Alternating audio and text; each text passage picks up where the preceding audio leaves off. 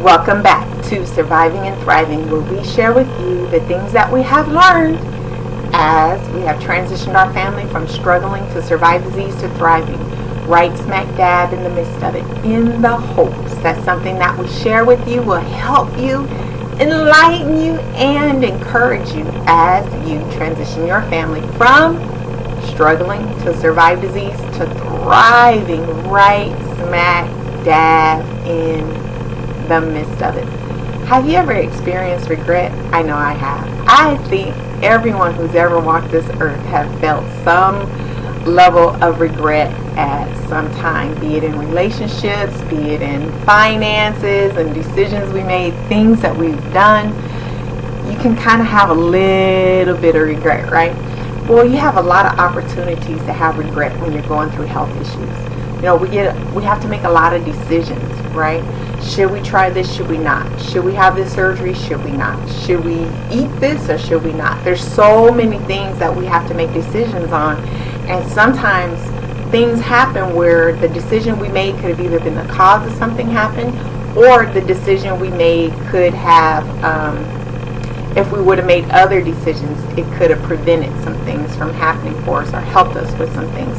And so there's a lot of opportunities to have regret. You know, sometimes you can regret something, right? And the thought of it will make you kind of cringe, go, ooh, I can't believe I did that, or I can't believe I said that, or I can't believe whatever, right? And then you can move on. But there's a place in regret where you don't just cringe, but you kind of stew in it, right? And you can allow the regret of things from the past stop you from moving forward, stop you from making decisions that you need to make today. And sometimes it can really cause you to start second guessing yourself, right? I made a mistake to do this, you know, to have a surgery or to not have a surgery, and I regretted that, and now I'm at a decision, a crossroads where I have to make another decision on that same line again. Should I do? Should I not do? Should I go? Should I not go? But because the last time I made that decision, I messed up, I'm scared to make a decision now, to go forward. I'm scared to make a decision because it may not be the right decision. So sometimes it can kind of paralyze you, right? Paralyze you in your emotions and your thoughts and everything, and it hinders your ability to move forward. First of all, I want you to know that everyone deals with regret. Everyone who has walked this earth has dealt with some level of regret at some times. The difference is those who can have some regret and kind of keep going, right? And not let it stop them. But those who can have regrets and allow those things to make them a better person, help them to make the changes they need to make so that they don't go down that same pathway again. And then there's some who get stuck in regret. And that's not a good thing because it can paralyze you. A lot of times when you're dealing with people who are going through a lot of depression, who are going through a lot of what we would kind of term as like mental illnesses, or but I think it's really more an emotional illness, right? A lot of times we just lump a lot of stuff in mental illness. It can cause mental illness, but it really stems from an emotional illness. And why are they having an emotional problem? Because they're stuck in something that they've done, and they're stuck in that place of regret. And that's a bad thing. We do not want to get there. We want to always avoid that. And how we avoid that is, y'all, we got to deal with some of the stuff that comes up in our lives. And sometimes when we make decisions and they're not the best decisions, right, or something has happened and we regret that it has taken place, sometimes you can have regret for stuff that ain't even your responsibility. It's not even your fault. You might not have even known better, but because you didn't know better, you did something and it caused something, but you can still have regret. The thing is, and the most important thing, the key in all of this, you guys, is forgiveness. We've got to learn to forgive other people. We've got to learn to forgive God, right? Not that he does us wrong, but sometimes we hold him accountable for stuff that ain't his fault, right? But we really got to learn how to forgive ourselves. We've got to learn to forgive ourselves and release ourselves and allow ourselves to be human. Meaning that we're going to make mistakes. And guess what? Woo! We don't know everything. We're not going to always get it right. We're not going to always have all the information we need to know.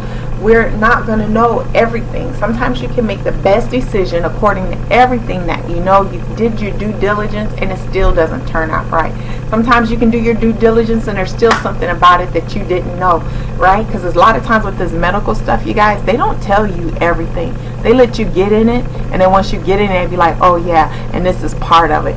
You know, they won't tell you all. You can ask all the questions, do all the research, and they're going to hide some things from you. And then once you go through it, and even then, sometimes you can go through stuff and they'll act like, you know, what you're going through is some new novel thing, or it's just something wrong in your mind, and they still won't tell you that what you're going through is what was expected from the decision that you made or whatever they presented to you. So, you know, a lot of times you can feel a lot of regret for stuff that you shouldn't even be feeling regret for. But we've got to learn to face the things that we have regret in, right? And deal with it, right? Deal with it however we need to deal with it. But we got to come to the grips with the truth and the reality of what took place. And then once we do, we got to allow ourselves to be forgiven. We got to forgive ourselves and release ourselves, right? Why is that so important?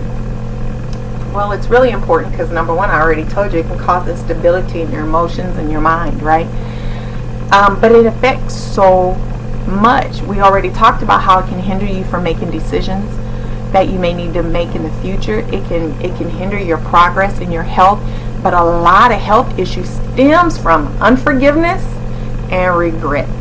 And we have got to learn how to move on, not be stuck in our past, to be able to move forward in our future so that we can be free. And when we're free, now we can think clearly, right? When you're bogged down with baggage, of mental baggage, emotional baggage, you guys, you don't really think clearly. And you're not even aware sometimes that you're not thinking clearly, right? Whatever you're doing and whatever you think, it makes sense to you, right? And it seems logical to you, but you don't even realize that your thinking is way off. So the point of this today, right, is to let you know that it's okay, right? To give yourself permission to be free of regret, to move on past it, to understand that that's what happened, that's what took place, and to forgive yourself. So let's all forgive ourselves, right? I hope something in there was helpful for you. Remember, in all things, at all times, be you. Do you. You are an original. You are authentic. So be you. Do you. And until next time. Bye.